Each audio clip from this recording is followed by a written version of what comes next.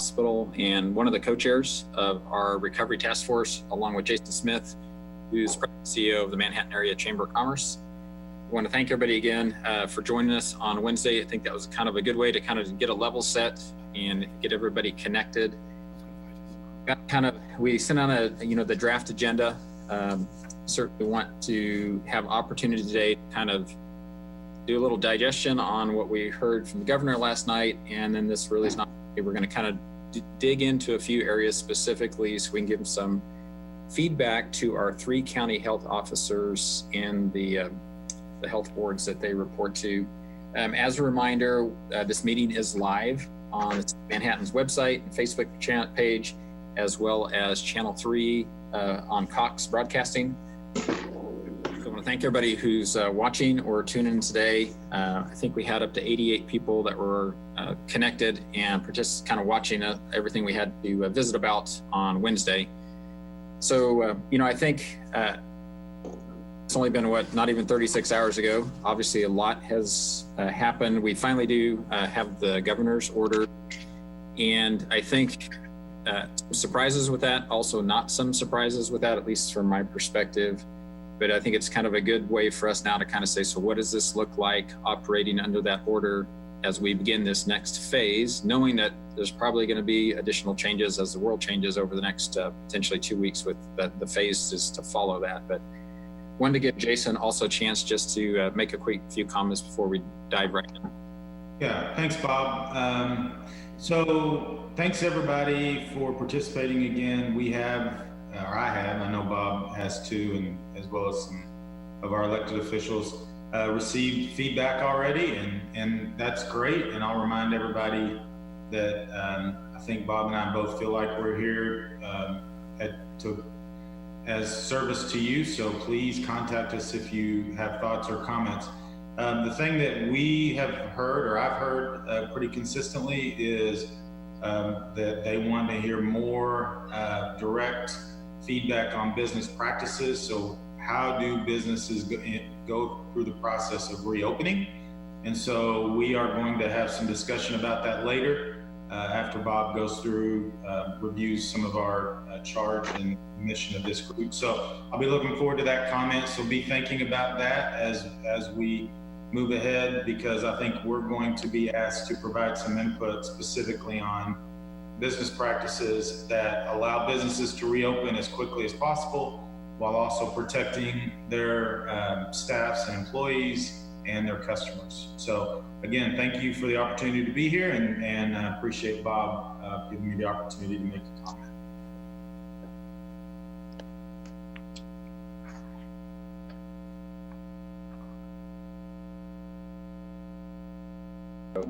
I should probably go off mute. It works better. Since actually, as Jason alluded to, since Wednesday, we've just gotten some questions. A piece of it just about around some clarifying things. So we thought we'd maybe just start with that. Also, just want to recognize, because there might be some questions. So Mayor Reddy's not with us today because that really was her intent to not necessarily be an active participant on the group, but mainly just really focus on the fact that we needed a group across our communities to give input, and that's why we're all here, but really wants to make sure that this is, kind of in our hands now, if you will, to take this forward as far as providing information. We talked a lot about communication during the first meeting. That was obviously identified as a key piece going forward, and I think it's also a concern for a number of folks. And so as we're talking through things today, because one of our roles, and we're going to get to this in just a minute, is really communicating concerns and ideas of what will work back to our appointed and elected officials. And so I think that's really, it's important for us to understand that, and really we are working on some fairly short timelines. I think every county is trying to get their new order in place in a relatively short time frame. And so it's very good that we're meeting today. The charge, because I think there were some questions, so kind of what's our mission, what's our charge? And really it's pretty simple. We see the charge of this group as requested from our mayor is really to just develop a very measured and phased path forward for our community. And it's really then the details behind that, again, back to those without authority, but for us to give some input really, I see, that we've got 5 goals. Kind of our overarching goal is that we're just going to be successful in reopening this implementation, and understanding all of this that it's going to be done in transition phases. So how are we successful in doing this kind of staged, phased reopening over the next weeks or months? To achieve that, the goal for our group, first, I think, is just to facilitate how to make this reopening transition successful. Because we're doing it for multiple types of businesses, we're doing it for multiple types of organizations, and also for the residents of our communities who live here and those who come to visit our communities. And that there really isn't I think we'll see this actually, we saw it even at the governor's order level. There's specifics around a business versus a religious organization versus some sort of social activity. And we just, again, how do we do that successfully with phases? Our second thing was to certainly have broad representation. There's been a lot of questions about, so why didn't somebody get asked, or why did the people get asked who are on the group? I think we're all probably familiar with that concept, but really we've tried to pick people from each kind of industry, and we're asking them to be that point person, that kind of conduit of information, and also to represent that particular industry in raising issues, raising questions, providing suggestions. That's because the number 3 thing we're here to do is just to provide input from the business and the community leaders. And again, this is all back to our appointed officials, like a health officer in this case, in much of our discussion, but also to our elected officials, our county commissioners, our city commissioners, other folks like that.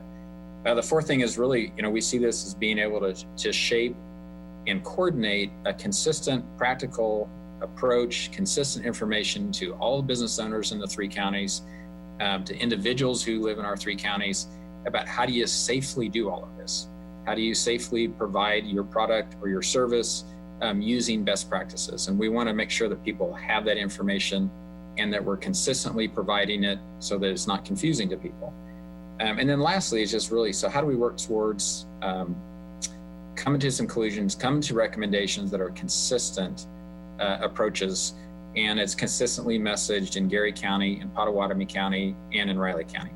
And the consistency, as a consumer, I think that's really important. I need to kind of know what the rules of the game are, regardless of what side of the street I'm on. And I think that's just, that's another good way to be helpful.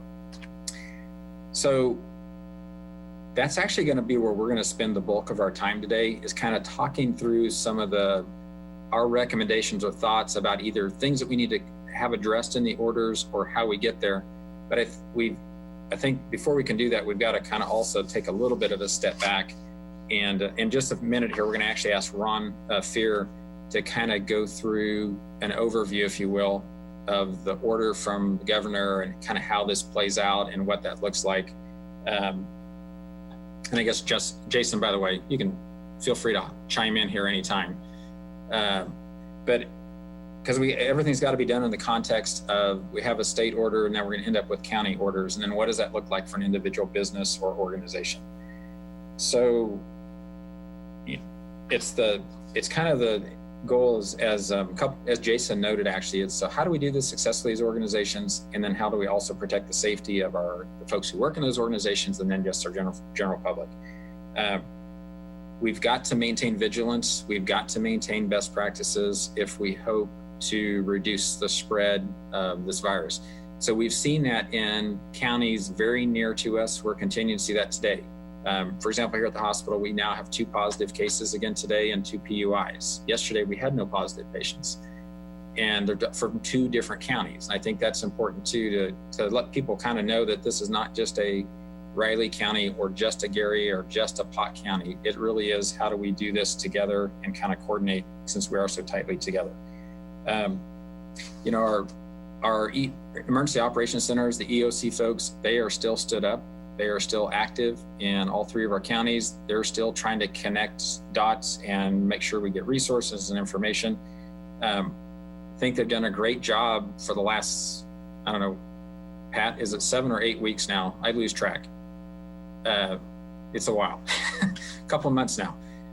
But also, when we get the governor's order last night, they then worked last evening and this morning to say, so how do we translate this? What does this make sense for us here too? So we really want to give a little bit of a shout out to them for giving us that support and assistance, but also them.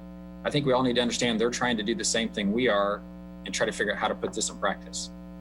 And I think that's, again, it's important, I think, that we recognize that and think about that. So how this does work is that every county actually then will have an order themselves. And depending upon their location, and I think somewhat population and the issues they specifically have to deal with, you may see gradient differences across the state, and they've got to address this issue or they don't. And it may just be because of the industry they have in their communities or the types of businesses they have, the number of positives. Quite honestly, in our region, we have less than 100 positives in our 3 counties. That's very different than if you're in a county that already has 500 or 600 positives, if that makes sense to people. So that's why we do anticipate there's going to be some differences across the state. We all are going to follow a phase-in process. I think that's pretty consistent. And that's, is obviously in the governor's proposal, but we're going to obviously see that here. I think the phase-in provides a little bit of structural and kind of a stepwise approach that will allow people to kind of decide, so I'm going to do this from a business perspective, and then personally, this is also what I'm going to do. Because what we know from communities who are ahead of us, either in Europe or in different parts of the United States, is that there's a process for all of the consumers to go through as well. It's not just about the businesses, it's really building back consumer confidence and other things like that, to make sure that they feel safe, they feel like community health is still a priority, those sorts of things. So when we met Wednesday, I think the first, 5 of the 6 people who gave some feedback talked about the importance of communication or something to that effect. So obviously, big topic for all of us, something that we're all thinking about. And we really wanted to kind of circle back to that to maybe clarify too, as a role of somebody on the task force is really just to think about, so we need you to be part of that communication personally, and again, within your circle of influence, your circle of businesses, if you will. We need people to be kind of the ambassadors, 1, to collect information and thoughts, and then 2, to kind of share out, so this is what was talked about, this is how we might implement it, what does everybody think, that sort of thing. So didn't want to go on for too terribly long, but I did think we kind of need to do a little catch up, level set from Wednesday. So the next thing on our agenda is we actually are going to talk about kind of go through a highlight of the order from the governor, and we've asked Ron to do that. The governor did outline last night in her plan kind of a 4-phase plan starting Monday, May 4th, so 3 days from now. And you'll notice caveats with all of this, that everything always says no sooner than, and that's to allow a 2 or 3 or whatever appropriate interval that might need to occur. And if something is going on that's at an event that might change that time frame, that allows the order to be able to accommodate that. But if you'll notice, phase 4, for example, is going to be, at this point, would be no sooner or no earlier than June 15th, and that again might change. All of this is predicated on the COVID-19 cases remaining either at a level or decreasing. So that's why the vigilance, and we're gonna continue to talk about social distancing and taking all of these hygiene steps. That's really key to making sure that we keep those numbers down. If you're on the group, you should have gotten an email last night with the governor's plan and then also some of the materials for this morning. If for whatever reason you did not get that, if you'll let Dennis or Christy know that, we'll make sure that we've got your right email address or anything that we might be missing. We're going to spend most of the time today talking about some of the impacts to some of our retail and restaurant areas because these happen Monday, but it's also important that we still hear from everybody else. So I will, at this point, turn it over to Ron and let him take us through the governor's plan, and then we'll shift back to kind of what we'll do locally. Thank you, Bob. Good morning, everybody.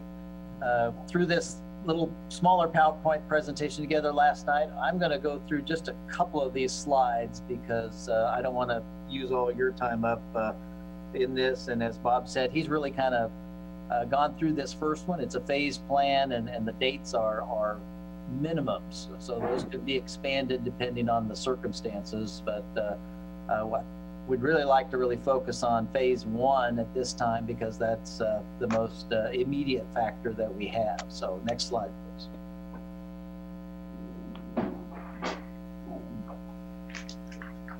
So as the governor said last night, each of those timelines will be based on a variety of benchmarks and factors, and that's the disease spread, what's happening in the hospitals, and the number of deaths. So it'll be a metrics-driven component, but the Kansas Department of Health and Environment will monitor and provide direction based on that.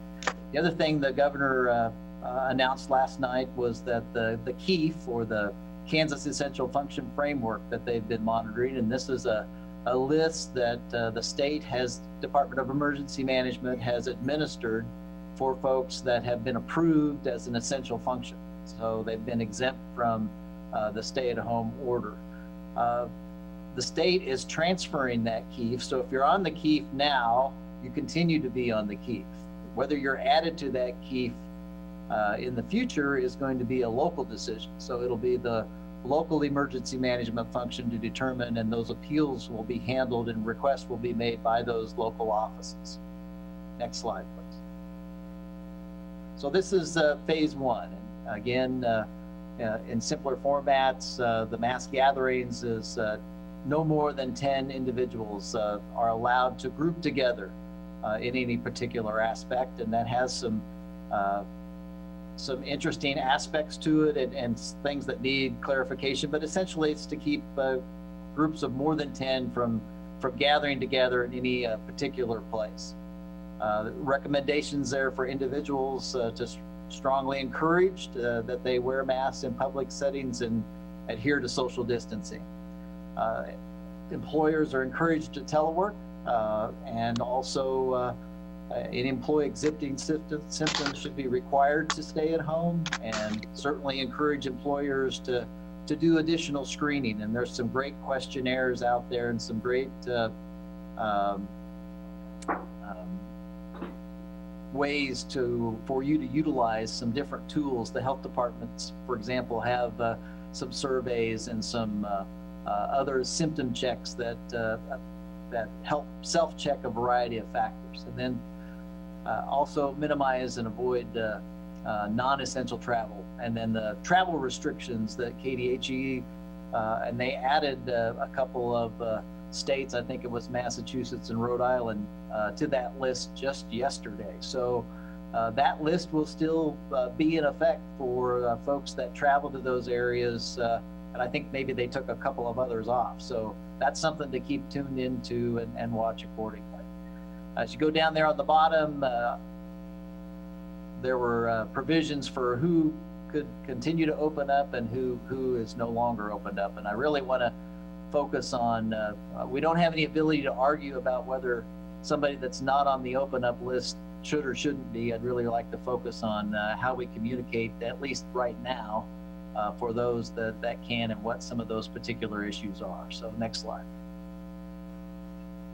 And the general provisions here are just helping lay out some of those aspects and guidance for individuals. Again, on the right-hand side, you see some of those things for mass and outdoor activities, more direction on social gatherings, really emphasizing protecting high-risk individuals and the messaging to those high-risk individuals and the folks that work with those high-risk individuals to keep them safe.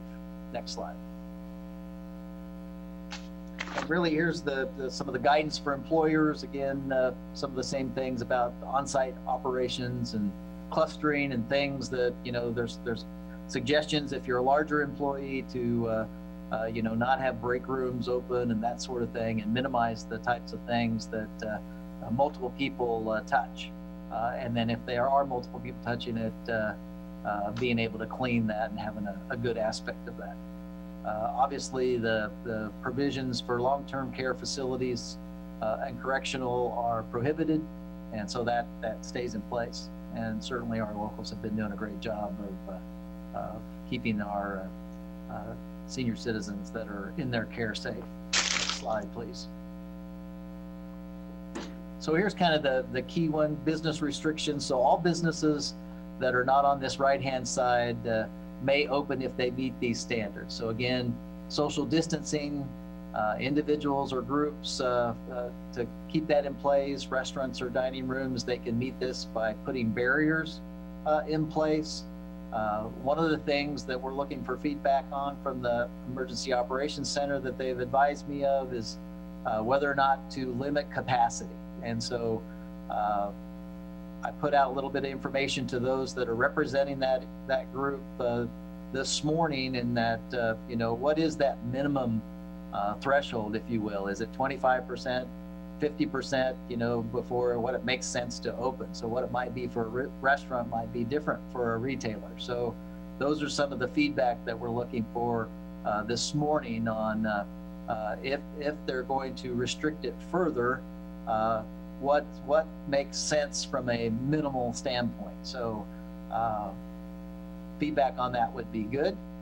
Obviously, there's lots of emphasis on cleaning and hygiene, and I think part of our job as a task force is to help provide that information and provide that messaging. Again, as you look at that, that's really where I wanted to stop today, because a lot of the other stuff gets into some of those other factors that are not in place. So I'm not an expert on this particular aspect, so I just wanted to cover it just to remind folks that there's a lot of things on the list that are not allowed to open, and that's not a local decision that we can override. We can make things more restrictive for things that can open. Again, the Emergency Operations Center and the health officer, along with the medical task force, are going to be using our local data and regional data to help decide some of those decisions, as Bob was talking about. So with that, I'll turn it back to either Bob or Jason.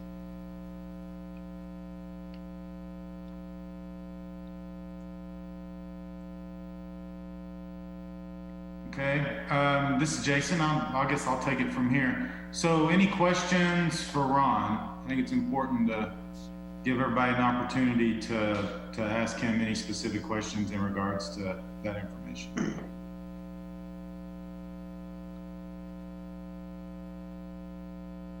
Dennis Cook, did you have a question? You're on mute, Dennis. Okay, how about now? We can hear you. Okay, sorry about that. One of the, Ron had sent that out and was asking about the occupancy.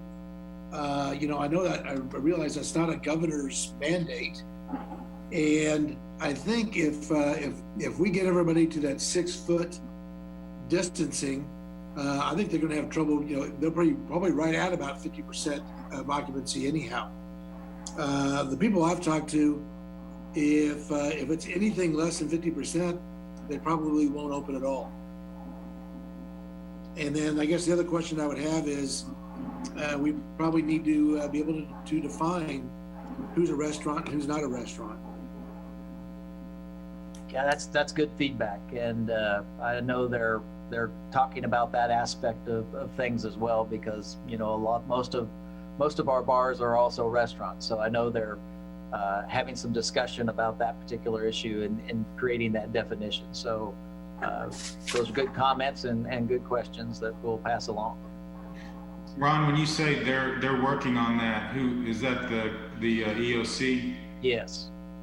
So you don't believe the governor has specifically said you have to have X amount of sales be food to be considered a restaurant or anything like that? I'm not aware of any communication or guidelines yet that they've put out that determine whether or not, it used to be you had to have so much percentage of sales in food, but that was really more of a tax issue. But I think it's going to be a local determination and not a state mandated issue. And then the general guidance is, is food sold? Is it prepared in some way? Is it, it's not something that you just, comes out of a vending machine. So those are some of the issues that I know that that group is dealing with and trying to make some of those determinations. But in either case, the governor has said you cannot serve at a counter or a bar. So you would have to have tables. Is that the way I read that? So I haven't seen anything specific from the governor. I know in some of our local stuff, there was discussion about the bar itself. You know, in theory, you might be able to social distance. You know, if you had a dozen bar stools along the bar, you maybe have every fourth one. So I think it will give some flexibility for that owner. You just can't have people that stand up to the bar in those places. So it's how they regulate it and whether or not our folks that make that more restrictive, I know they're having that discussion. Okay. So just so we're able to do this, I think in an easier manner, I'm going to ask Dennis to monitor the participant list. And if you go under participants, you can raise your hand if you want to be recognized. And I'll ask Dennis to recognize those individuals as they raise their hand. So, because I don't know that I'm able to see everybody on the video. Is that okay? Is that okay, Dennis? And one other thing, and maybe this is a Dennis Cook or Gina question, are there other things that would be helpful specific to restaurants and bars that we just make sure get either clarified or fleshed out about perhaps waiting outside, hygiene expectation? I mean, what kinds of things would be helpful to your constituent groups? So one, get questions answered. Are there things that we should kind of try to get ahead of that now and say, this is what we'd recommend doing?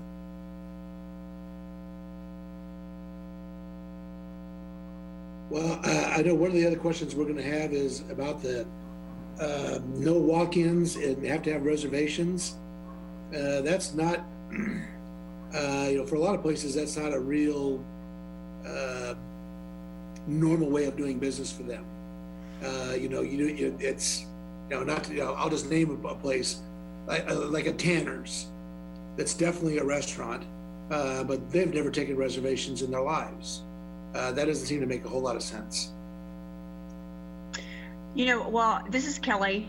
I'm also wondering, in talking to some of our, peers in other areas around the state, is there a customer expectation? Is there a customer, best practices expectation? Coming up with some kind of agenda, for customers to have to follow through, and to, no different than, we're putting out, our safety measures to the customers, but, do we, have, do we want to do this individually as businesses, or do we want to look at this as a whole, following through to get that consistent message out, so if they come to Labco, or if they go to Bourbon and Baker, or if they go down to some place in Aggieville, or if they go to a restaurant in Junction City, I think that there has to be a consistent message, for people visiting, and going to establishments. Well, I guess as a follow-up, because I think we're going to have some level of specificity in our recommendations back to the health officers. Like, what kinds of things would you want covered? So let me real quick. So this is Jason again. We're going to get into business practices in just a minute. Okay. I want to go back to Ron's presentation. Are there any specific questions for Ron related to the governor's ruling yesterday? Lisa had her hand up if Lisa still wants to make a comment. Lisa Sicily? Yes.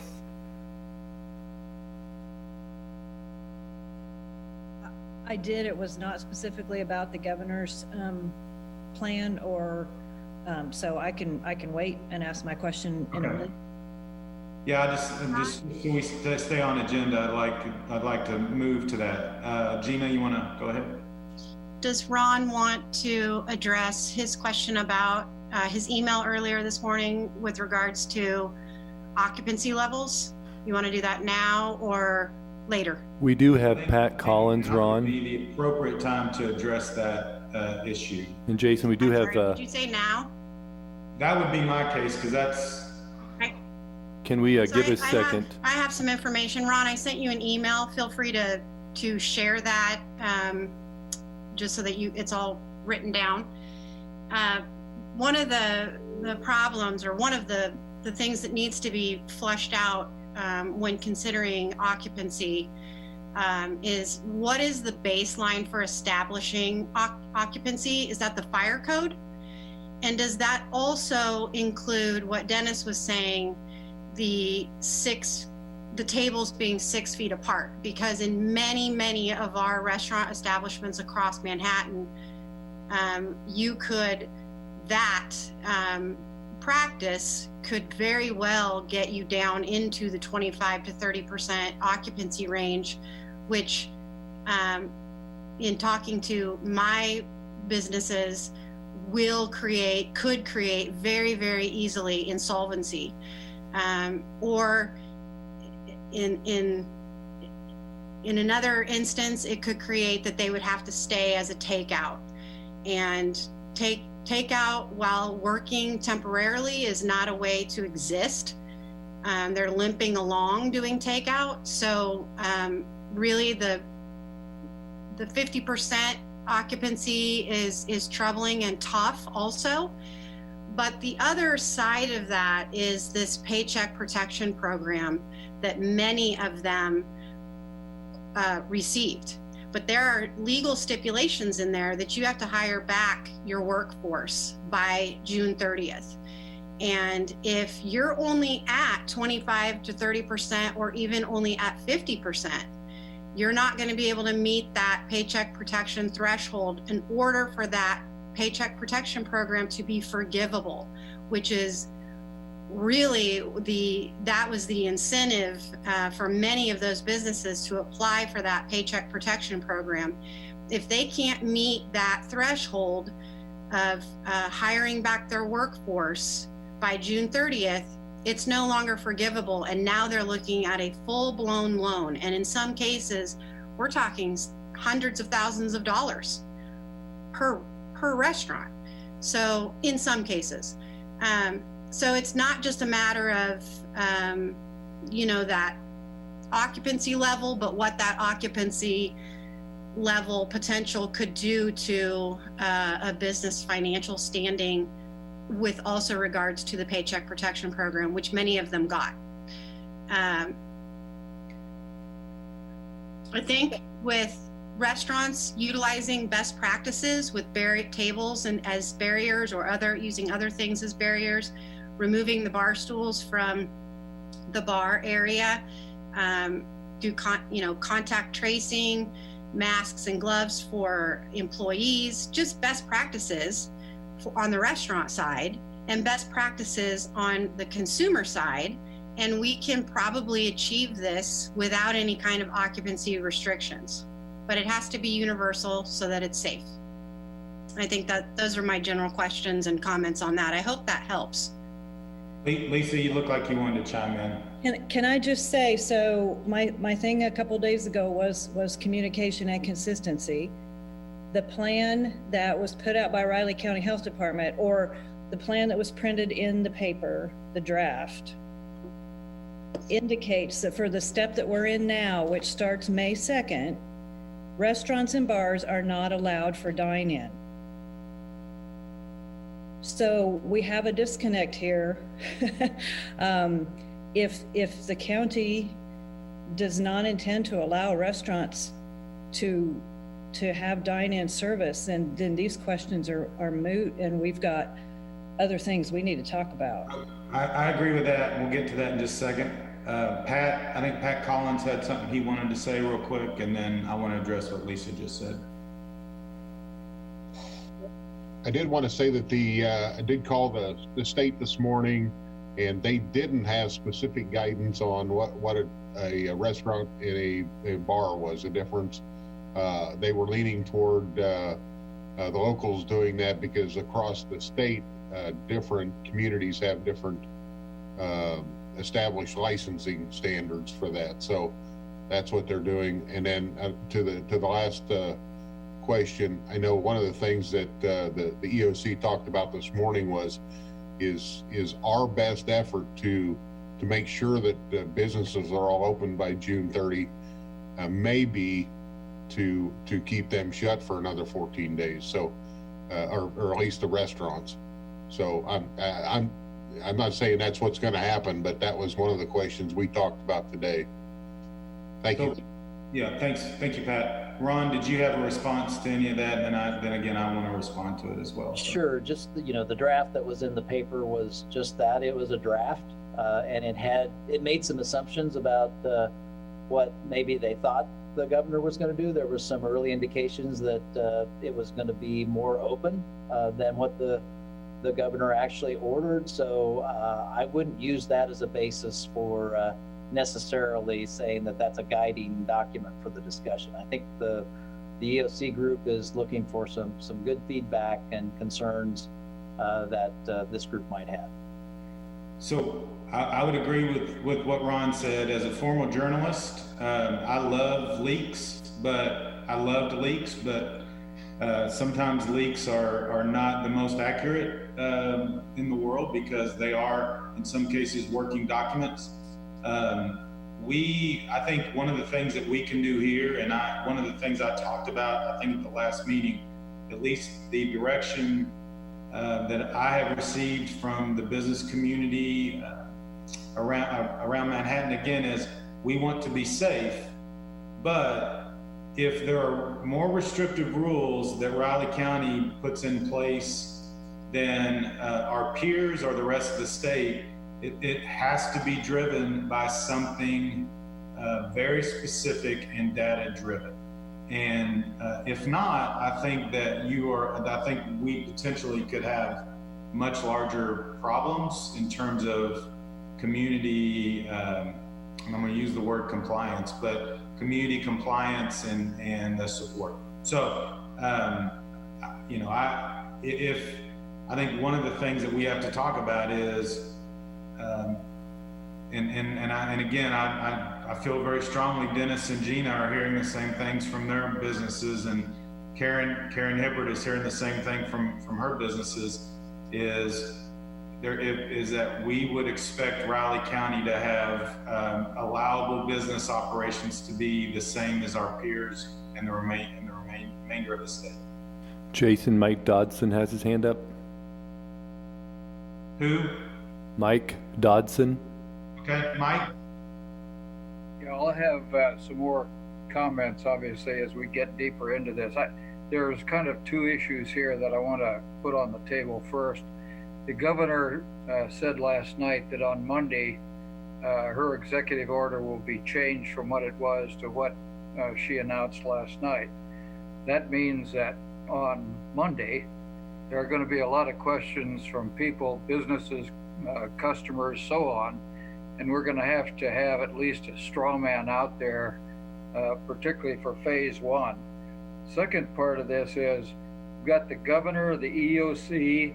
I don't know where this draft Riley County plan to reopen business came from, whether it was out of the EOC or somewhere else. And then we've got the task force. So it might be helpful if you or Bob could, or maybe Ron, could talk about how this task force fits into the rest of those organizations, because out of the county, we can only have one set of rules. Those rules, in my opinion, have to dovetail with the governor. You can't have the governor with 3 phases and the county with 5, in my estimation. So can you talk about that a little bit? I'm going to ask Ron to maybe address the role. So thanks. The task force role is an advisory one, and ultimately the Riley County Health Director and each of the health officers in each county will ultimately make a recommendation and an order that the county commission, as seated as the health board, will let stand or affirm otherwise. So that's really the key decision. The command group at the Emergency Operations Center is interested in the task forces. They have a clinical task force on the medical side. So this is more of a business and citizen component, looking at trying to use the best information they have available based on their regional or local data. That's going to guide their decisions. Yeah, Ron, just to follow up, I guess when they published this draft, it obviously exists somewhere, and it's got business operations and consumer operations in it. So is our charter as a task force to get back to them in a expeditious manner here in order to help redraft what's already in there? So yes, so that's going to be, they're working through that document, and it will have that appendix list that was also sent out to the committee relative to the different aspects. Again, that draft was envisioning a much broader opening than what the governor allowed. So we're now working back through the discussion of what she is allowing to open, or what the state is allowing to open come Monday. So that's what I was trying to focus on, at least initially, for recommendations and feedback to them. And I believe it's their intent to issue an order before the end of the day today. So that then just says that they've already done the leading edge of this work. Is that right? Well, they've done a bulk of it. Yeah, they worked. That was unfortunate in our opinion that the governor moved her press conference to the evening instead of the afternoon. It would have given us a little bit more time. So that they've been working hard since last night. Okay. But so going back, Ron, for lack of I'm obviously there's a little more nuance to this. The governor is allowing basically all retail. I mean, this is all with social distancing and proper protocols. And then to some degree in dining, in restaurant dining. Yes, the in-restaurant dining is allowed with not at least at the state level, there's no restriction. Obviously, you're not going to be able to exceed whatever your rated capacity is normally. So, and the order did specify you could use plexiglass and other dividers to meet that separation requirement as opposed to the 6 feet. But that was a strong guideline that they had to utilize some of those separations and then limit the number of people at any one table. Okay, but not salons and not bars that aren't restaurants, right? And not the personal service. And not entertainment. So no bowling and no. Right. Is that okay? We have some hands. A couple more questions, and then we're going to move into the business practice draft. Jason, we have some hands. I wanted to make another comment, and then Julie Walter after Pat. I just wanted to address that draft. That draft actually started when we closed businesses. That's part of the planning process. Is when you start making these decisions, you start planning for the alternate, the opening up of those businesses, and that's when that started. And I don't know how it got out, but that was a really old draft. And what we're looking from this group is to be able to update that draft based on input from each of you. And we've got the leaders in the community here, the subject matter experts, and we're leaning on you folks to give us guidance so we can update that. So that's where it came from. Julie? Yeah, I just wanted to get a little bit of clarity on the role of the Riley County Health Officer, because I think what I had understood from our last meeting, and also I think what I heard in the governor's comments yesterday was that the county health officers, the county health officials, but I think I heard on our last meeting that there was an important and really primary function of the Riley County Health Officer for public safety here.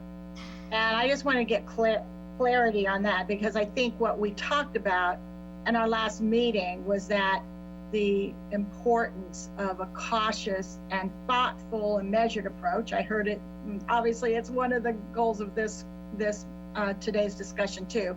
But I just want to make sure I'm understanding what the role of Julie Gibbs and the Riley County Health Officer is vis-a-vis what the governor said, and also remembering there are 105 counties that the governor put forth her recommendations yesterday, and we're in 3 counties of 105.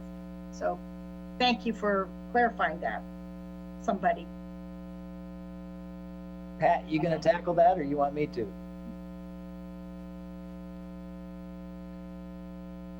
I don't see Pat. There he Or is. Ed is on from the Raleigh County Health Department. Hello. Or Ed, yeah, that'd be good. Yeah.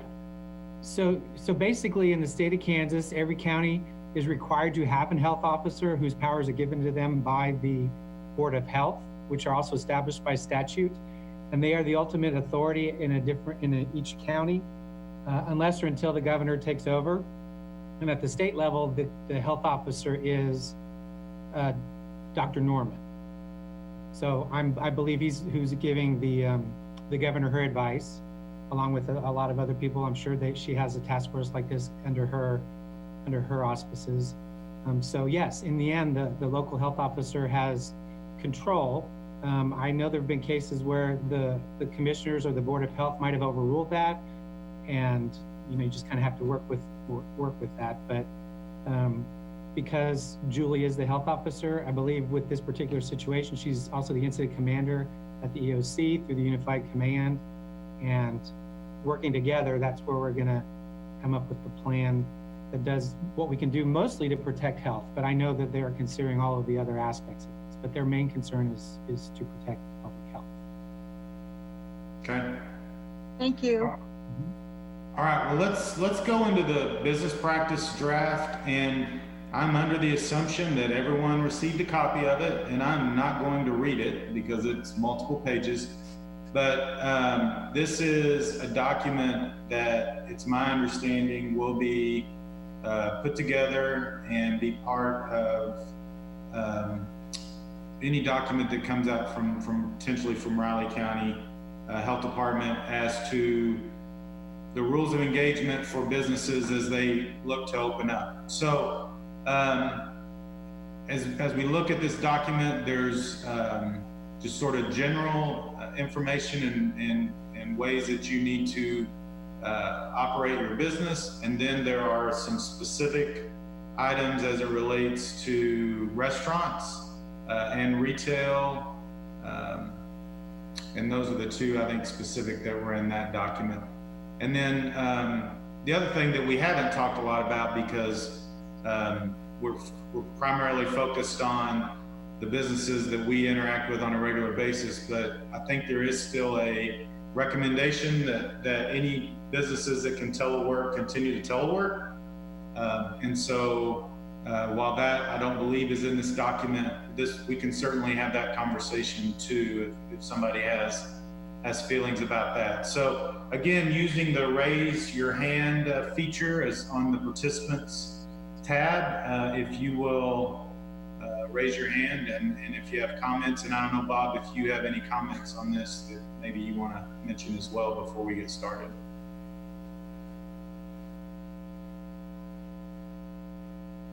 Actually, I would just want us to be thinking about kind of both sides that Kelly had brought up earlier, because we need to give guidance to our consumers as well. And that hopefully would also be consistent across the 3 counties. I mean, I think that was a great point to make.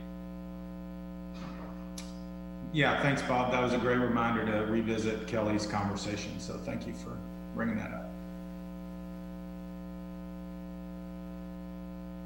We've got Julie with her hand raised. Okay, Julie. Julie, you're on mute.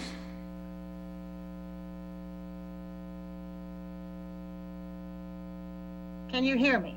Yes, ma'am.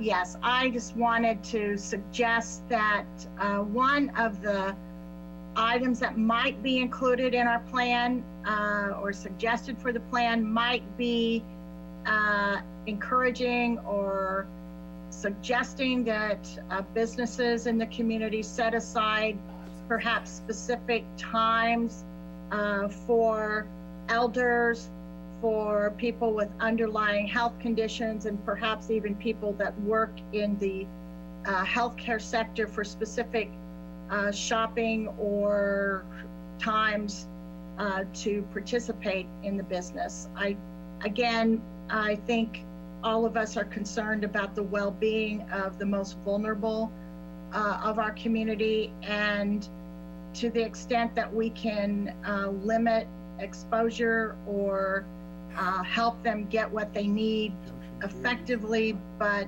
reducing exposure, I would suggest that might be something we could think about including in the plan. Okay. I believe Mike Dotson had some comments. Yeah, just kind of an overall comment. I know the members of the task force, but it is unclear to me which of those members are representing which segment of business. So perhaps we could ask Dennis or Christy to develop that list so that as we got feedback, we know who to direct that feedback to. And kind of as part of this, there's some things that are absent that probably need to have representation. I didn't see anything from the governor. I may have missed the category, and I didn't see it from the county, but we probably need some information on hotels, on specific pieces of our recreation, and also on maybe some guidance on the people that deliver either to homes or deliver to businesses. So if we can do that, then perhaps we can broaden this and make it more specific so that somebody will see their business represented with some guidelines in there. Okay, good comment. I'm going to ask a question, and then Fanny Fang had a comment.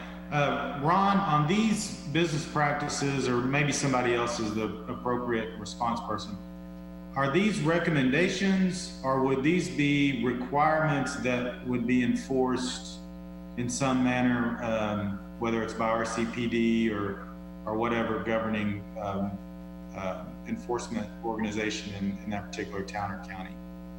So typically they're a little bit of both. So usually the order will attach some requirements that might be an official appendix to the order, and then there would be additional recommendations for best practices. So it could be both. That's well done. So what we're looking at is a potential draft for requirements. But what I've heard, we have some people who talked about suggestions. So can we have somebody make notes and then identify which is which, and as we make these recommendations back to the EOC? Is that possible? Yes. Okay. Manny, you had a comment? Yes. Just so everyone has the context, I'm representing the Asian Market, which is an ethnic grocery store here in town. So I'm speaking as both a small business and as a grocery store. So, I think we can all agree that once a COVID positive case is confirmed in a business, it is already too late for the employer, their employees, and patrons, unless strict measures were put in place. And when I say too late, I mean the potential of being infected. After speaking with all of my employees, after one was tested positive for COVID about 3 weeks ago, it became clear to me that the way my employee contracted this disease was from a carrier who walked into our store. The contraction of the disease was most likely, or the way that my employee most likely contracted that disease was accidentally touching their mouth, nose, or eyes before washing their hands. This employee who has given me the permission to share this information is that this employee does have seasonal allergies, and some of the symptoms of that is, runny nose and itchy eyes. So I think, that the assumption that this employee had accidentally touch their mouth, nose, or eyes is a plausible one. I do believe that because we required all people walking into a store to wear a mask, that we saved dozens of people from being infected. If the carrier had even just spoke to anyone in the store without a mask, or worse, sneezed or coughed, anyone walking through the store could have been infected. So I know that Governor Kelly strongly encourages the public to wear face masks, but I would say that I would recommend that all businesses require all employees and guests to wear face masks. We are seeing this being implemented throughout the country, across states that have been heavily hit by COVID-19, such as New York, New Jersey, Connecticut, Rhode Island, and a few other states. I would also, and in terms of, consumer confidence is a very, is a key factor to people actually going out and spending their money with businesses, and spending their time in those businesses. When we announced that we had a positive case of COVID in our store, naturally we were slammed with messages about when that employee worked and what can they do what can the customer do to make sure that they are not infected. So I talked to the Riley County Health Department on how I can advise customers, and I also reiterated the safety measures that we had put in place. With that being said, I feel that this recommendation may be on the extreme level, but I would like to propose it, and that is that the Riley County Health Department develop some type of grading system to determine how strong businesses' COVID safety measures are, and that grade is then published online and posted clearly at the entrance of that business. I am adamant about this because the public has the right to know what they're getting into, what businesses are actually implementing what they write on their website. I have seen countless stories online about certain businesses in town who have said that they have implemented certain safety measures, yet when they visit those businesses, they don't see those measures being put in place. I also believe that that it should be made clear that if an employee contracts COVID, that a business should shut down immediately, regardless of its size. According to the CDC, COVID viruses can stay dormant from a few hours to a few days, if not longer. So I think that businesses stay closed for at least 7 days. We went as far as 21 days, but I understand that that is a very long time, and that may not be possible for a lot of businesses, or hire an independent cleaning company to disinfect and purify the air, whichever comes first. So it's the 7 days or the hiring of an independent cleaning company. And now shifting from a public health standpoint into more of an economic one. The Asian market closed down, like I said, immediately after it was confirmed that we had a positive case of COVID. And we transitioned from brick and mortar to online only, very similarly to a lot of the restaurants here in town doing only takeout or delivery. And I can agree that even on retail, that doing only online orders, it's just not enough to keep a business running. In the 21 days we've been closed, or we will be approaching 21 days, we saw a dramatic increase in operating expenses because it required my team and I to do overtime to completely change our operations from the brick and mortar to online only, while also seeing a 60% drop in revenue. None of us had any experience in e-commerce. We survived, and hopefully moving forward, we're going to have to greatly adjust our budget to continue to kind of get us out of the red. Even though we are planning on reopening the store next week, we will continue to hone our website and its functionalities, so when another dramatic increase of COVID cases hit us, we will be prepared. So this is more directed for Jason, is that in this process, support from the Manhattan Chamber of Commerce on educating small business owners on how to build their e-commerce site using platforms such as Shopify or Squarespace would be incredibly helpful, and stipends or grants to pay for these services would be greatly appreciated. Thank you for allowing me to share my comments. Thank you, Fanny. Can I ask you a couple clarifying questions on that? So Yes. when you said you shut down, you went to delivery and curbside, correct? Correct. So we were operating as any retail grocery, letting people in, obviously with certain limits and safety precautions. When we got that first positive case, the first thing we did was shut down the store, disinfect, and then the next day we opened only for pickup and delivery. No one is allowed in the store except employees, including people who deliver to us. They are not allowed in the store.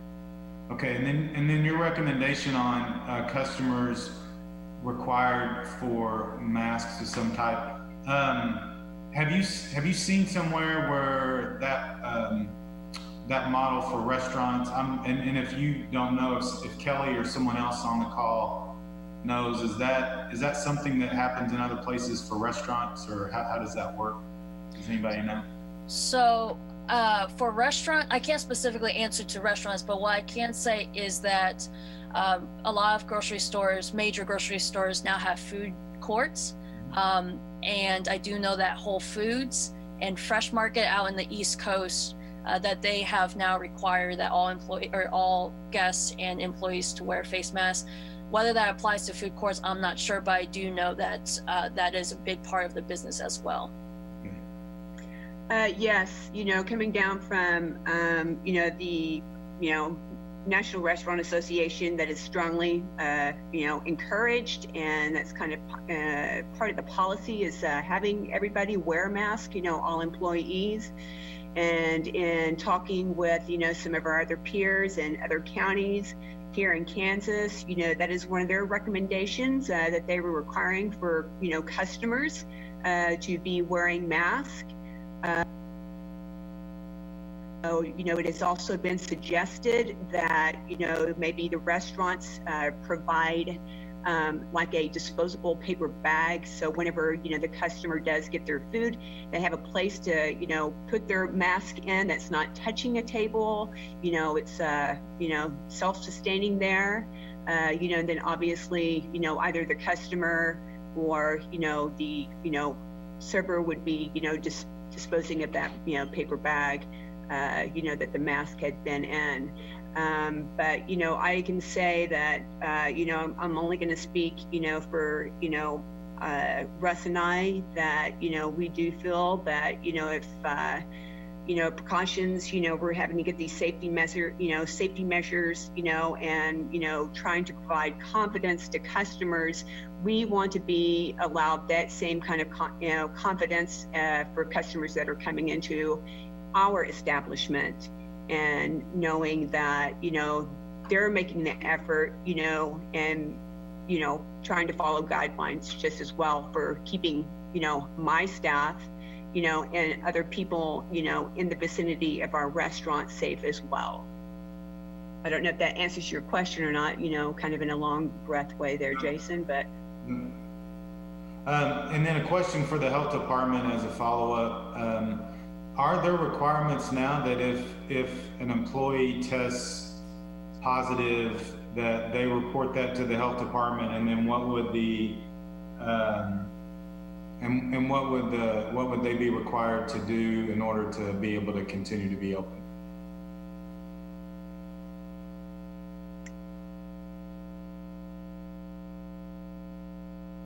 Anybody? I apologize, I forgot who was on from the health department. Ed is available, I believe.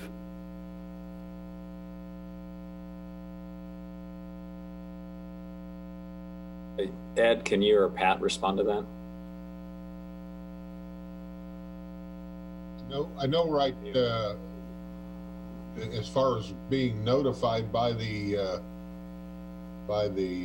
business, I don't know that there's a requirement that. I think they get notified by the testing agency, and then they follow up and meet with the individual, and they find out where they work, and then they contact the business. I'm not sure what their requirements are after that. Ed actually, I believe, dropped off. By the way, I can answer that because we've had, this is Ryan Knopp. I can answer that because we've had these very conversations with David Adams and the local public health department, which is to say, and by the way, that's at the bottom of this document you have on the screen, that each one of those instances are going to be evaluated on a case-by-case basis. And that'll sort of be predicated on risk, like what measures were in place, what sort of distancing exists, or masks worn, sanitation procedures, protocols. And so each case will be evaluated on a case-by-case basis. And if it's determined that it's just one employee and perhaps no one else had any significant exposure, there might be allowances to continue to operate. If there's a cluster, like if you had a couple or 3 employees test positive and maybe measures weren't in place and there's a higher risk scenario, that could go to the other end of the extreme with more of a closing of a business for a period of time. In other words, I know all very general and vague, but really speaks to that point of being evaluated on a case-by-case basis. Okay, thank you. I guess I should have looked at the bottom. I apologize for that. Lisa, go ahead, Fanny. I'd just also like to add, my experience with the Riley County Health Department in figuring this out. As a small business, one of the first concerns was, what would happen if it did come out from the Riley County Health Department that an employee tested positive for COVID. That was one of the, obviously as a business owner, that is one of our major concerns. And before our case, a few days before our case was confirmed, there were 2 employees who were tested positive on the East Side Dillons. And so I did ask the Riley County Health Department on what they would do, and what they told me was that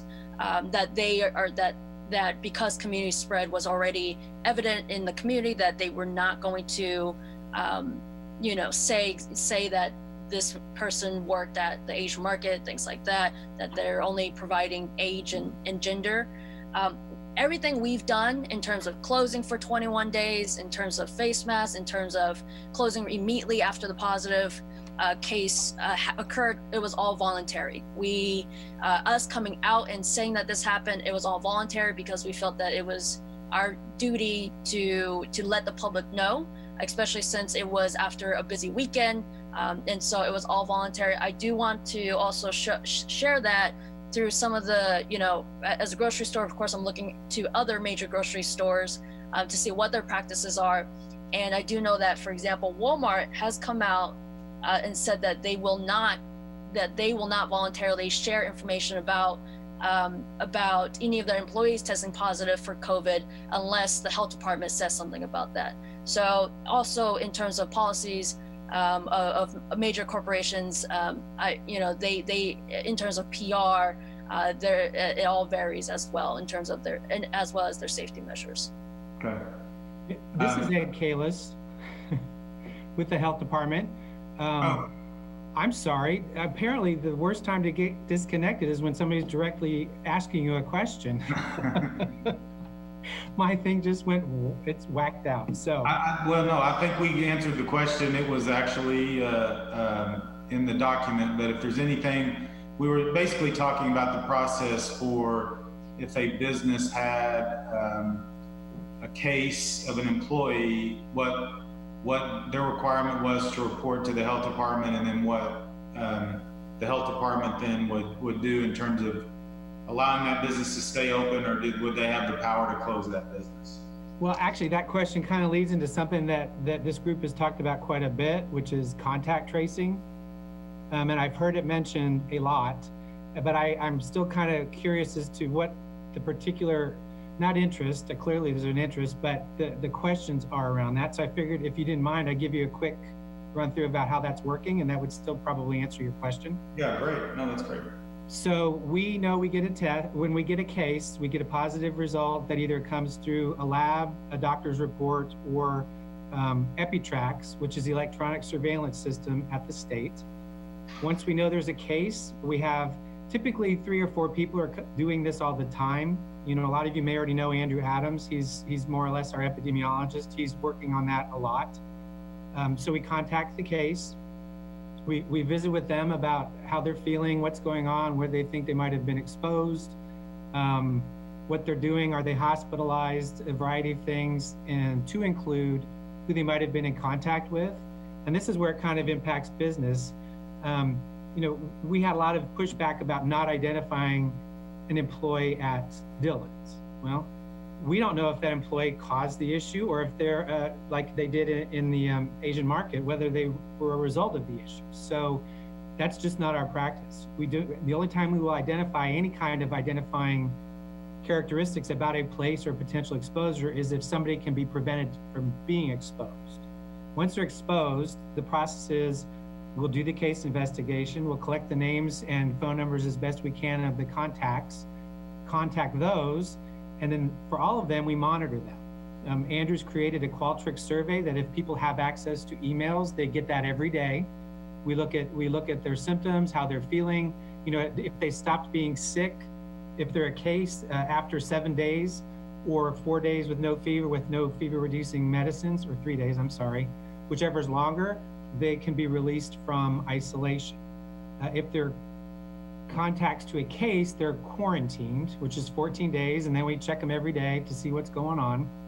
At this point, I believe we've done 862 contacts throughout all of the 49 cases that we've had, to include other counties' work also. So in reality, the folks in Riley County run about 671 contacts. So we've done a lot of contact tracing. One of the things that came out in the governor's conference last night was that the KDHE is training about 400 contact tracing volunteers, and the recommended number of contact investigators per 100,000 should be about 15 to 20. And we definitely are within that range. Not only do we have our own staff, public health nurses, other health department staff, but we have students they basically are a trained response team from K-State. We have some physicians who volunteered to do contact tracing if that's required. And we also have students from the Masters of Public Health program at K-State. So we have quite a few at this point, and so far we have not been overstretched.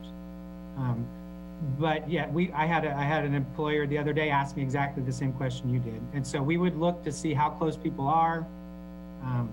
If they're not too close, did they drive to work together in a truck with closed windows? So we do go into specifics, but those things will help us decide whether somebody winds up being considered a contact or not. Okay. The other question that came up, and I thought, Fanny talked about the health department or somebody giving grades to businesses based on the and if I'm misrepresenting you, Fanny, you can correct me, but giving businesses grades based on their implementation of safety measures is is that something that's feasible? B, would you have the capacity to do that? What might that look like? Well, it's intriguing. That feasibility, I don't know. That would be something that the EOC would need to look at. I think if that wants to be a suggestion for this group, that would be a good suggestion. I do know that I mentioned at the first call that I'm in charge of the COVID hotline and getting the people answered as best we can. And we do get a lot of complaints. We do get names of stores that we send the RCPD to verify or not that they're operating. So there are people who say they're doing what they're supposed to be doing and they aren't. And that is an issue, and that's always going to be an issue. The other issue is, at what level can you do enforcement? I mean, how hard is it going to be? Are we just making noise in our neck and people are just going to say, or are we going to do what we can do, especially in more dangerous situations or higher exposure risks? What do we need to do to make sure that those things can be mitigated and stopped? So I think it is a good concept, but I don't know how possible it is. But I don't know that it's something that we shouldn't suggest just because we don't know for sure that we can do it. I think that that's something to maybe look at.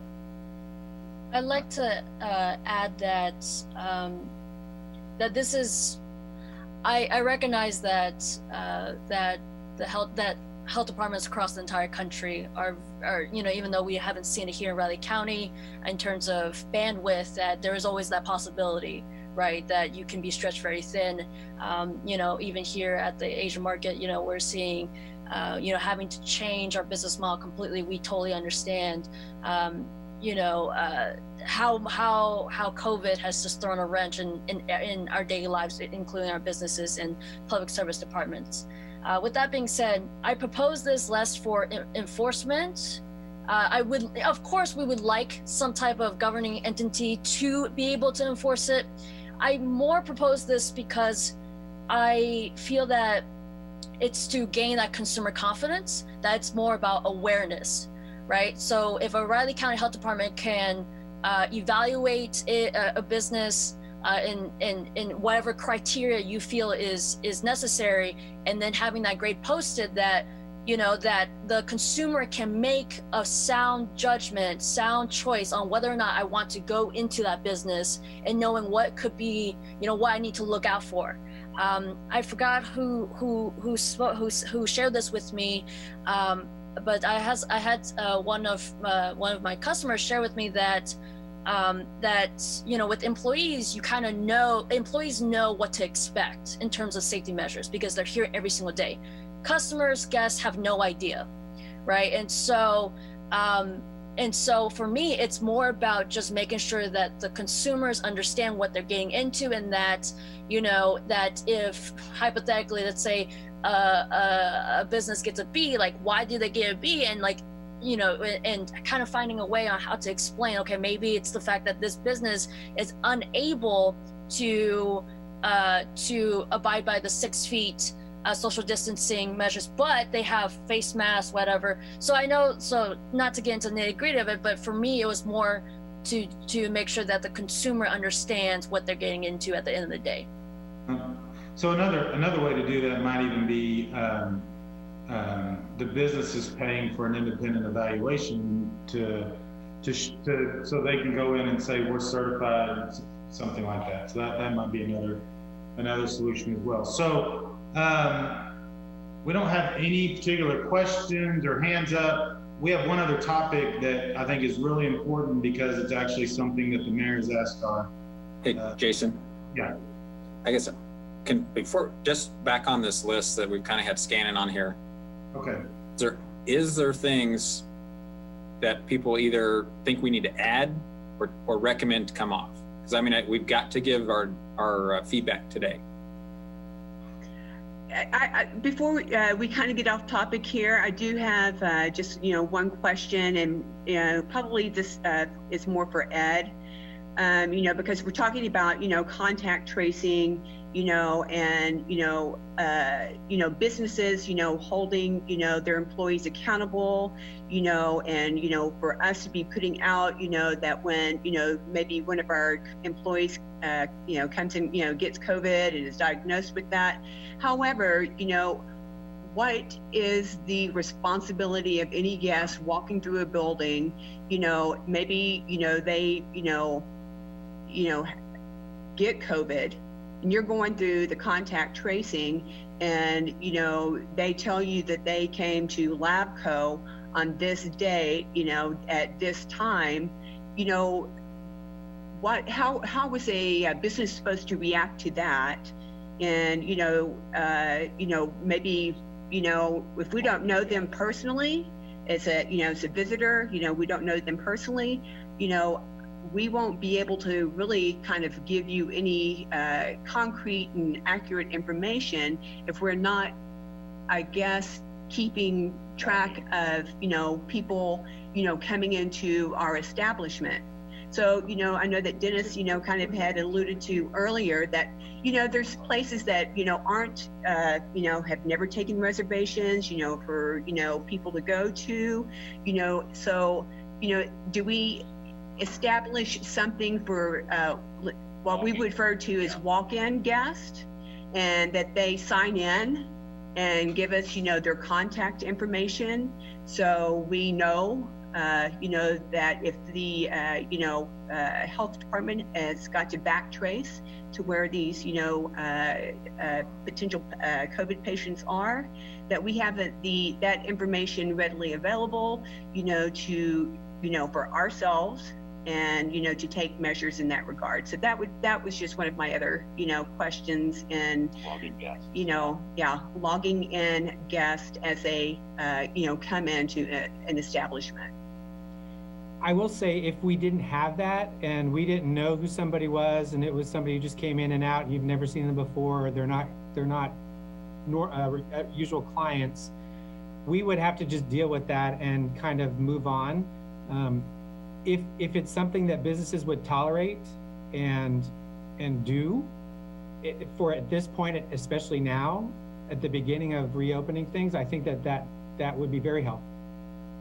I don't know what my cohorts say, but I would think if we can go in there and get some information and at least let those people know, they'll start thinking about what their symptoms are going to be and what they can do, and we would be able to help them do that, where otherwise we would not. It's a lot of work. It's but normally if we just don't know who they are, we just have to move on. And there are some matrices that we can use that kind of tell us different sizes of places and how hard we should try to get to these other contacts, and that's what we use, but knowing names and contact information would be great. I will tell you, a lot of people don't like being called. People who've been cases and given contacts, we've had some of those contacts threaten the cases.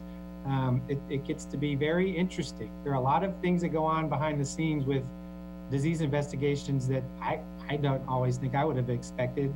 And just like you get customers who don't always act like they think they're gonna act, we're getting the same thing. But I do not have an issue with the idea if that's something that businesses and the public would tolerate, and if that's something that we want to suggest.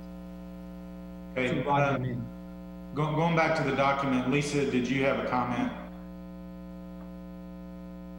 Yeah, I guess I would just say that, and I don't want to put either of them on the spot, but I just wondered if Gina or Dennis Cook had any comments about some of these items, like dine-in and seating will close no later than 9 p.m.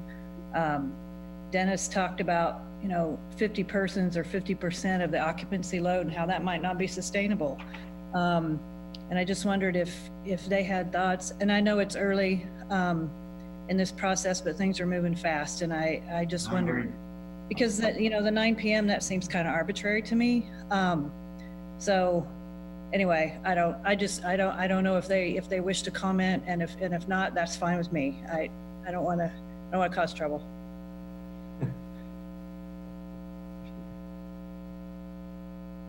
Dennis? Yeah. I think the 9 p.m. thing is not terrible, and in the short term, I think that's probably going to be acceptable. I think most of that was acceptable. Going back to that 50% or any percentage, I think anything below 50% is not workable. 50%, I think, would probably happen when you do the social distancing, the 6 foot. Where I worry a lot about the putting a hard percentage on it is then you're going to have to enforce it. And if you're going to try to enforce something like that in these places, then you're going to have to go out and enforce it everywhere. And I think that's probably not what our CPD or Manhattan Fire Department needs to be doing. I think good common sense, 6 foot, and I think that really takes care of it. That's my opinion. Gina? Can you hear me? Yes. Okay. Yeah, I want to just really quickly go back to the contact tracing point real quick with what I think what we need. I can confidently tell you that I'm getting this question from a lot of my businesses, restaurants, across the board. And I think that if contact tracing within a business is something that the county or the state needs to happen, we are going to have to, that's going to have to be a requirement. I don't think it's not necessarily a pleasant thing to do. It can be difficult for some businesses to do. We have restaurants that, they don't take reservations, so it's harder to sort of track who's in and out of there anyway. Obviously, some businesses, restaurants are set up to be able to do that through reservations, but across the board, the contact tracing thing needs to be, if you're going to do it, needs to be a requirement. We're going to have to be told that we have to come up with systems in order to cooperate in some way with the county. So, and I think that also speaks to Kelly's point and also Fanny's point that the consumer we have to provide some very clear guidelines for the consumer. I know Lisa's been concerned about that as well. And that goes back to that communication piece. There's a lot of us on this task force, and we're not all going to get it right when we go back to our constituencies. So that the public has to have guidelines as well in order to keep us all safe. And that was one point I wanted to make about that. I think with regards to, I mentioned the reservation piece. Not all restaurants do that.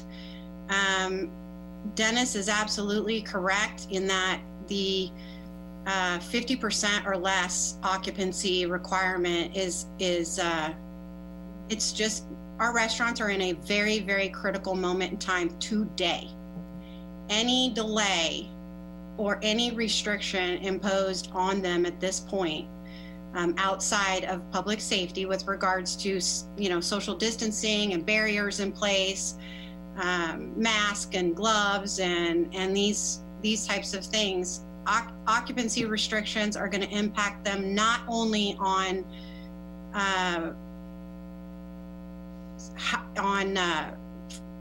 income generating revenue, but also on the flip side with the majority of them having received the paycheck protection program grant that is at this point forgivable, but they have to hire back all of their employees and they have to do it right away.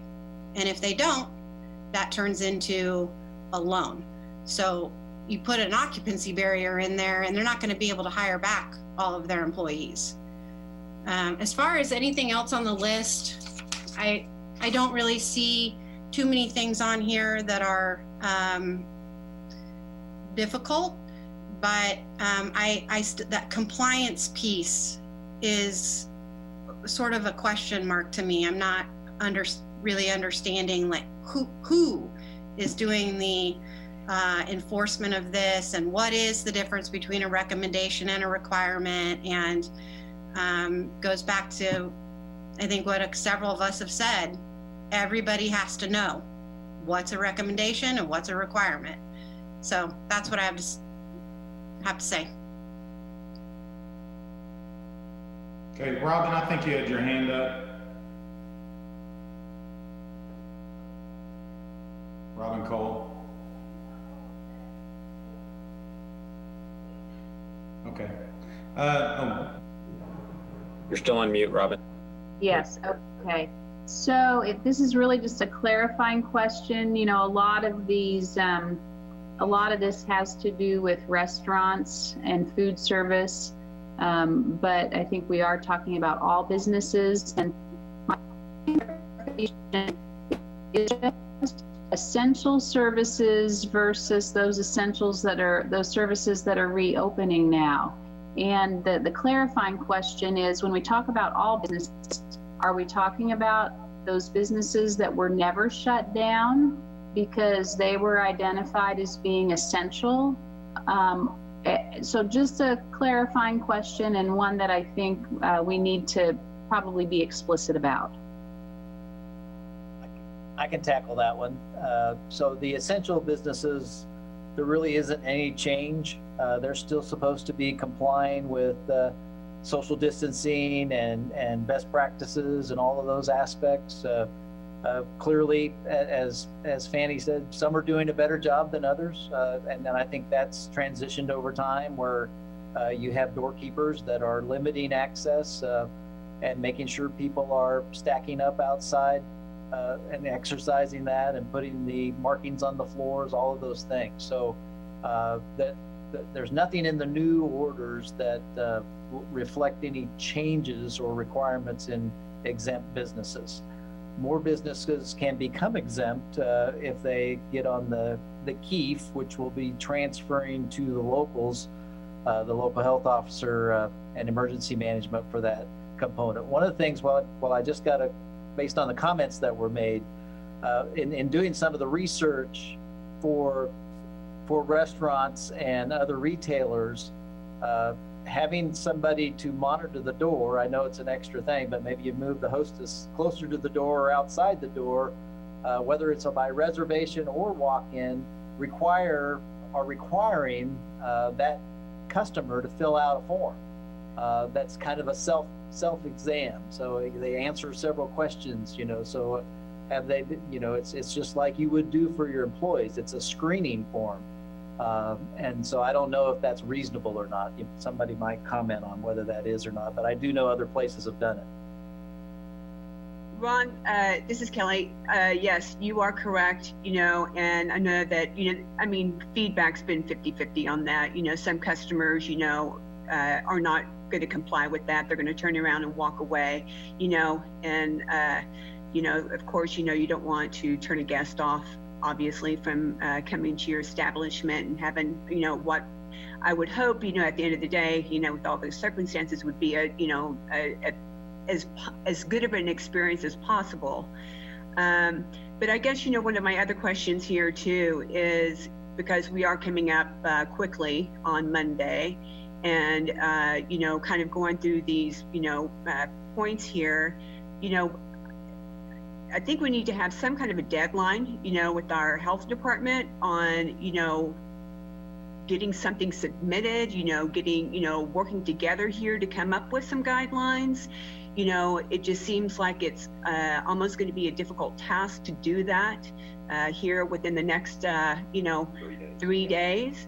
And I guess, I would just propose that, we need, probably more than 3 days to be able to, reach out to the, other, businesses in town and, have, getting some feedback here before, the health department, starts, kind of pushing out any kind of information here. So that would be my request, is that, we have some more time here, in getting something pulled together rather than, trying to get this pushed out by Monday. But so I don't know if Dennis and Gina, you don't want to have any comments about that, but that's kind of what I'm wondering. So I might comment on that, and Ron can clarify, or any of the other EOC people can clarify. I think the county is going to have something out before May 4th, or the governor's order. Well, Ron, help me out, because there is an order in place, right? Yeah, so the governor's order will stand. The emergency, the health officer will issue likely a new order relative to that position, and so and that needs to happen sooner versus later. So I appreciate the desire to have more time, and I wish we had it, but we don't really have a lot more. So they're going to do the best they can to issue something. That doesn't mean it can't be amended, and obviously you don't want to have something that's necessarily wasted work. So it could be something that's a little bit more progressive as time goes on, but they will make that order today, I'm quite sure. And so the best advice and feedback you can give based on what you have is very much appreciated.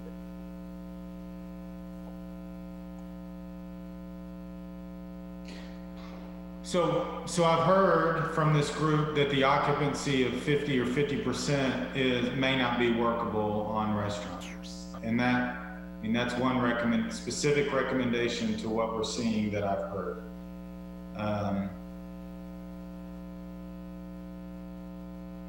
I heard a little bit of discussion about reservations, that may be a challenge because there's businesses that aren't never have and aren't set up to do that?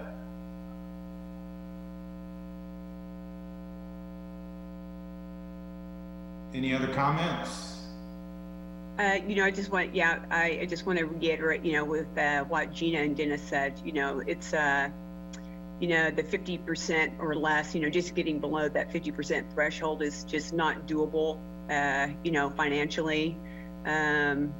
So, and, as far as, reservations only, that's something, that I think that, we don't have a, Russ and I don't have a problem, I guess necessarily with that, but I think that it should be probably clarified, somehow that, maybe, if we do look at, walk-ins, that it is going to be anticipated, maybe, left up to, the businesses. I mean, if we're only looking at trying to get, we got to get something, information out there.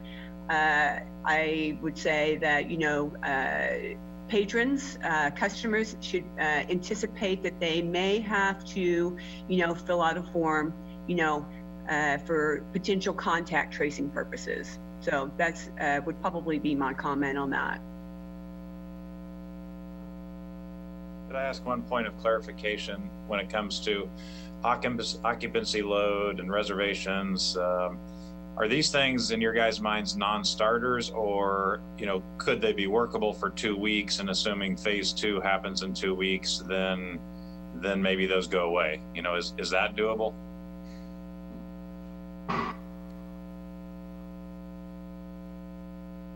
Gina, I think that I can't answer. Russ and I did not.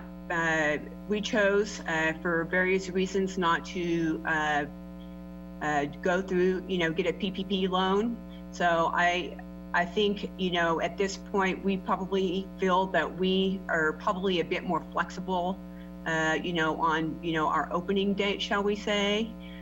So I can't, I don't think that I can, reasonably answer, your question there, Ryan. Dennis, you came back up. Dennis Cook, you have any comments on it? Yeah, in answering Dr. Knott's question, I think it really is pretty much a non-starter.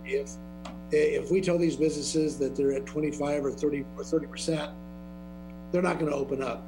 If they're too restricted, they're not going to open up. I mean, we haven't even talked about the 9 p.m. thing. I have no idea why that would be thrown in and what difference that makes. I don't know why we're throwing those kind of restrictions on our local businesses when if they are following the health guidelines, why are we trying to restrict them so hard? So I think the 50%, anything under 50% is a non-starter. I think if from a reservation standpoint, obviously somebody can walk up and say, I'd like to have a reservation for right now. Okay, come on in, because that's how these businesses have worked for a long, long time. But at least if you want them to, okay, well, let me take your name. Great, I have that. Now I have a seat. That's okay. I don't know why we're trying to hold them to 9 o'clock, but I worry about the rest of it and also just the enforcement side of somebody coming in and having officials coming in and counting noses and realizing maybe you're one person over 50%. I think it should just be the other guidelines and let's just get back in business. So, but I want everybody to be safe, but I think these things are too arbitrary for us to handle. This is Lonnie. I'm sorry I'm jumping in here. I'm not on the screen to raise my hand. I'd like to ask the question, and I don't know where the 50% came from, but was that some type of calculation based on the fire code occupancy that would yield a 6-foot separation between people? And if not, then my question would be, can the restaurants actually create that space? Or are we saying that in the restaurants, we're not going to be able to manage that part of it either? the straw and fear. And my understanding is it was a lot of locales have done this. A lot of states have done it through their rated occupancy, with the idea that you know, every layout's kind of different, but whether or not it's that or some kind of approved equivalent, either way, I don't know that the staffing is there to do all of that pre-work. So, but I think it is at the points that have been made about if you have a regulation, then there's an expectancy that somebody's gonna enforce it. So we certainly take that in mind too. But the building code and the occupancy code was the original basis for trying to determine whether that will ensure social distancing. That was the concept. But, and I agree with that, but then adding the 50 persons, whichever is less, kind of changes that, doesn't it? It does. So it kind of depends on your business too. So I think that's good feedback for them. Maybe that, certainly don't want to see anything less than 50% occupancy, but don't limit me with a different minimum. Yeah, because in theory, if I have a 500 occupancy, I mean, I don't know that we do, but I mean, that's a very small percentage, 10%, right? Am I reading that correctly? Yeah, and then it doesn't count staff. Staff doesn't count in the occupancy. Right. So Carla, I believe, had a comment.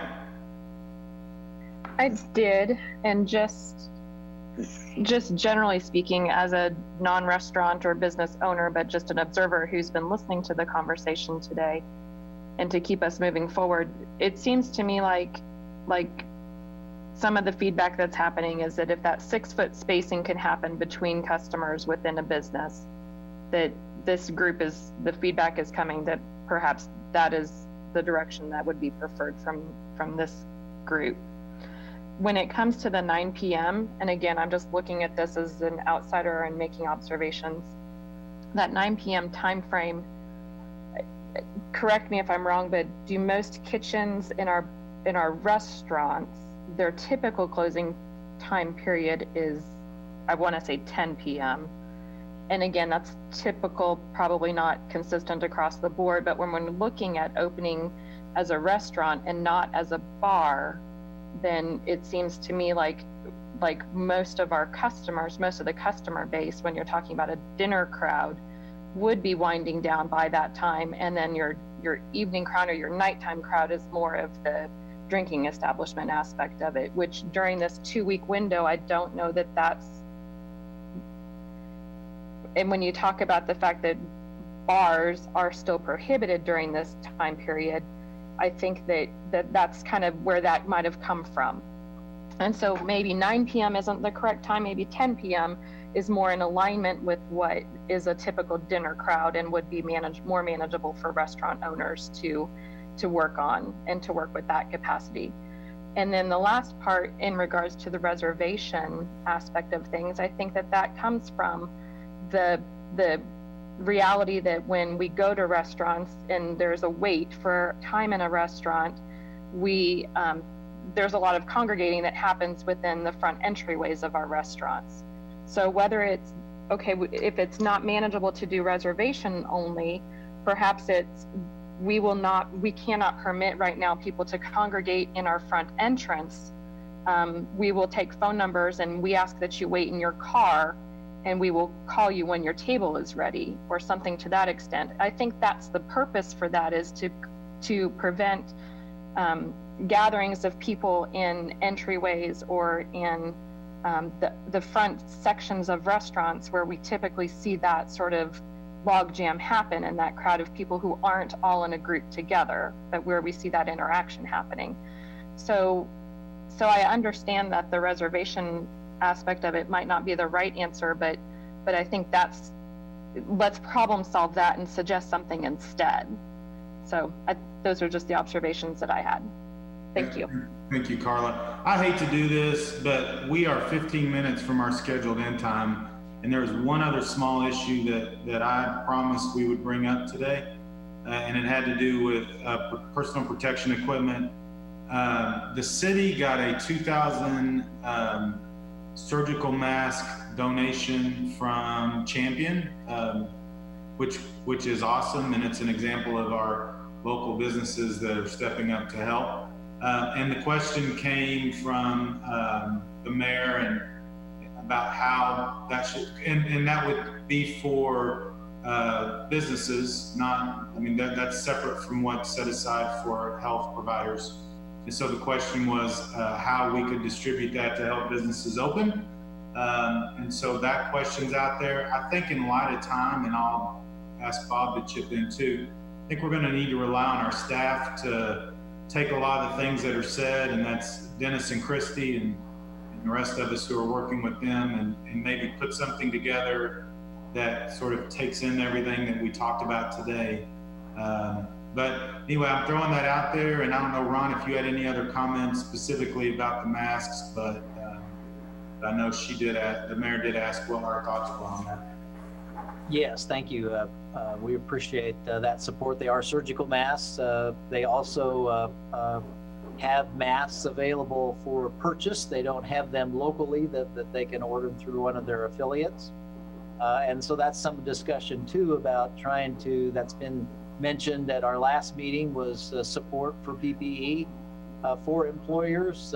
Some of it's hard to get. So some kind of a clearinghouse, or at least some kind of a network to establish that will identify the needs and then create a process by which businesses can request services or help with filling that need, whether that's if they certainly want to purchase it. Obviously, most of these retail and restaurant aren't in the daily business of ordering personal protective equipment, as opposed to medical doctors and other places that do it routinely. So all of those are in short supply, so different ways of being able to get that and have that discussion, and an easy way to disseminate it and picking it up, and probably rationing it, and education about how to use it, and all of that would be helpful. I have a comment on that. So we've been one of the few retailers that have been able to get surgical face masks, and we have been selling it to the public. We have also dedicated, my family, we've dedicated 2,000 surgical masks to local organizations who are feeding our community members and distributing essential supplies. And through my own personal fundraiser, we were also able to raise another $2,700 approximately to also be able to get face masks. These face masks are so far we've been dedicating that to local organizations who, as I've said, who are feeding our community members who are in vulnerable populations, or distributing essential supplies to those vulnerable populations. However, we also are in contact with a vendor out in California who is able to get not only face masks, but also face shields, hand sanitizers. Of course, I have no idea if they have any available at this point, because it's in such high demand. But I think I do just want to put out there that we at the Asian market are also willing to work with businesses in the city on trying to also bring more PPE into Manhattan, Kansas, and for those businesses who want it. Okay, any other comments? I had my hand raised. Jason, this is Mike.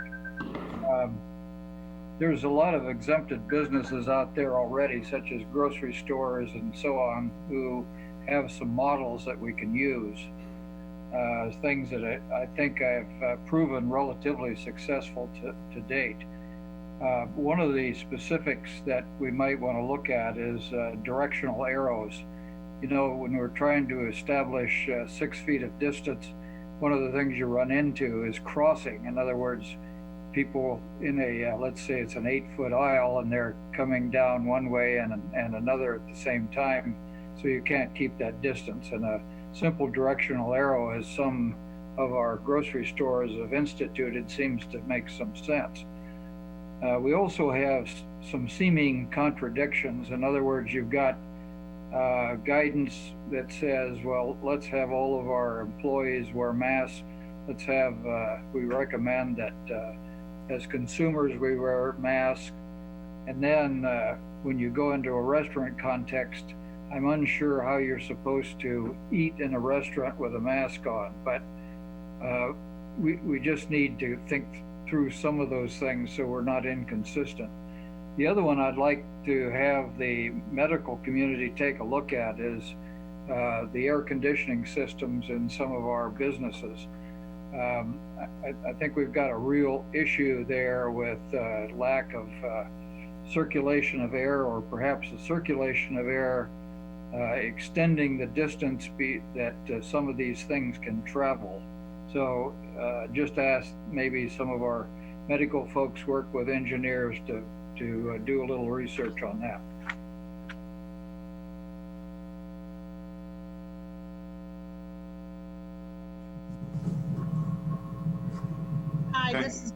Hi, this is Julie, and I was just going to express, I guess, a question, a concern related to hand sanitizers as well as thermometers.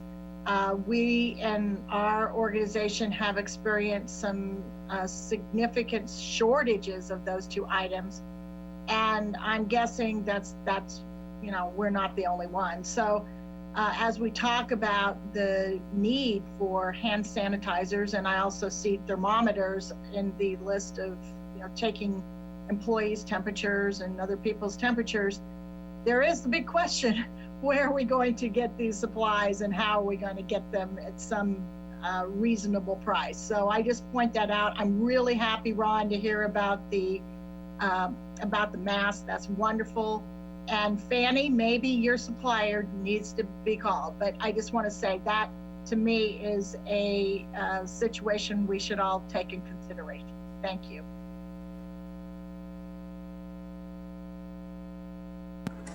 Gina, were you going to say something? Yeah, can you hear me? Okay. I just need, this is a question for clarification. Assuming that this is a go for Monday, are we to expect over sometime in the next 3 days or today, or all of these suggestions, or are we to expect that this is going to be put out before the opening? What are requirements and what are recommendations, and in what way is this going to be delivered? So I'll share with you what I know. So, because I've been getting some texts from people while we've been meeting. So the governor, what she communicated yesterday, that is in place, and per the state, all of these changes can take effect Monday, May 4th. Now, and so that is in place, and that stays in place until she makes any sort of change or amendments to that. Each county will then roll out a separate order, typically with a lot more detail, and we'll have kind of this, whatever the document's called that we were just looking at, with kind of more of the requirements and the specifics, and then a separate document if they choose about other things that they would recommend, which will probably be where we see maybe some requests of our community members, would be my guess. I think, I can't remember if that was Jason or somebody said, we actually anticipate that at least in Riley County, and I'm pretty sure both Geary and Pottawatomie County will also try to do that hopefully yet today, or if not first thing tomorrow. So we should actually all see that. It does get pushed out on the county websites. Within our group, my assumption is being that Dennis or Christy will gather that up, and we'll be pushing that out to you guys personally. But for everybody, it would be available on the county websites. Is that true, Ron? Nod your head. Yeah. And so that will actually be out. And I think, because back to one of Pat's earlier comments, they've actually started drafting these things 7 weeks ago. So now it's just, everybody had to wait to see exactly what the state of Kansas would say yes or no to, or what kind of parameters they would set. And then everybody's got to kind of reset that or agree with it, and then roll that out in their own county as part of that order. So I don't think it's unfair to assume next 6 to 7 hours we'll probably have that. Wow. at least in Riley, and I'm pretty sure that that's Gary and Pottawatomie County, because I know actually the folks from there have been pretty quiet on the call today, but we've got folks from both of those counties here with us as well. So I do think that's kind of the process we'll see, Gina. Okay, great, thank you. I just, it's Kelly here. Yeah, Kelly. You know, I just want to say that, we're a little disappointed that this is going to be posted so quickly.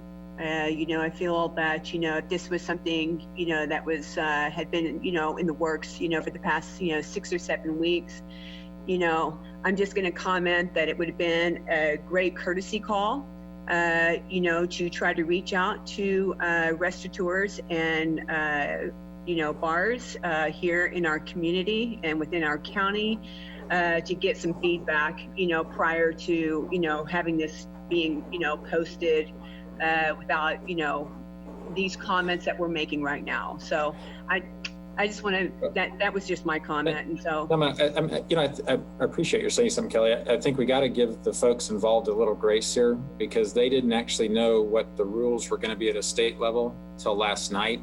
And so the last 7 weeks, quite honestly, is a lot of speculation, because they didn't really know either.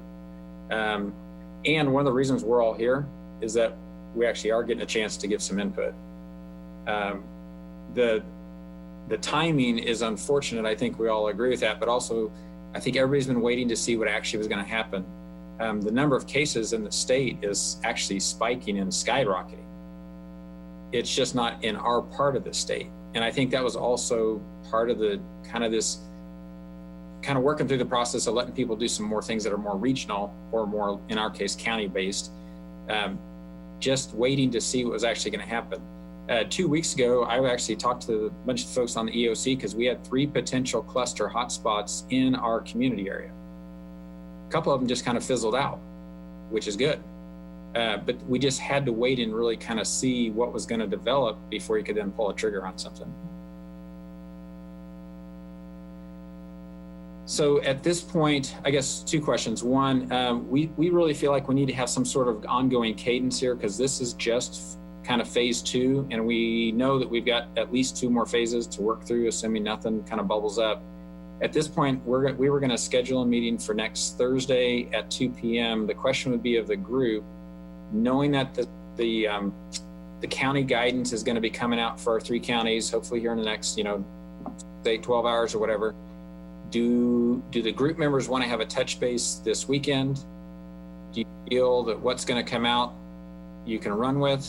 Kind of what's the feelings from the 20-some folks that are on our group?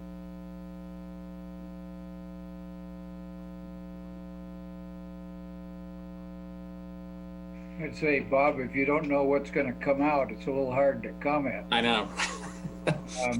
We kind of know a gist, but not the details. It might be helpful once we've seen it to make an initial comment, but it would also not be helpful to the businesses' activities or even the citizens of the county to have something change quickly after it came out. So maybe the idea of Thursday gives everybody a chance to think through it a little bit, not make any changes too quickly to what the county's already contemplating.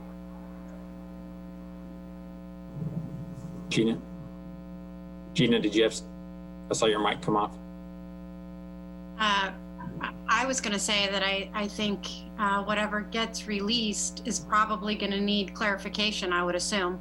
I know when the stay-at-home order was, and also the essentials versus non-essentials list was out, there was a lot of scrambling and a lot of questions and a lot of emails and phone calls to the county. I would assume on the flip side that there's going to be a lot of questions or clarification that we're going to need. So I personally would just, even if it's just able to have a phone call to you or somebody else, that would be great. We don't all have to meet, but access to being able to get questions answered or seeking clarification would be great. Ron, aren't those clarifications going to need to happen to the health department though, or to the people who are making that judgment? Right. It would, rather than being filtered through us necessarily right now. it would be the individual 3 EOCs and their health officers in each county. But I guess the question I know Ron and Pat are on here. What's your guys' preference for how that happens, especially like tomorrow morning? This is Dennis. Can you hear me? Barely.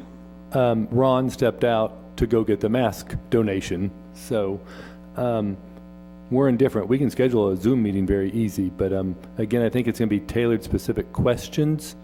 So we're happy to accommodate as the task force wishes.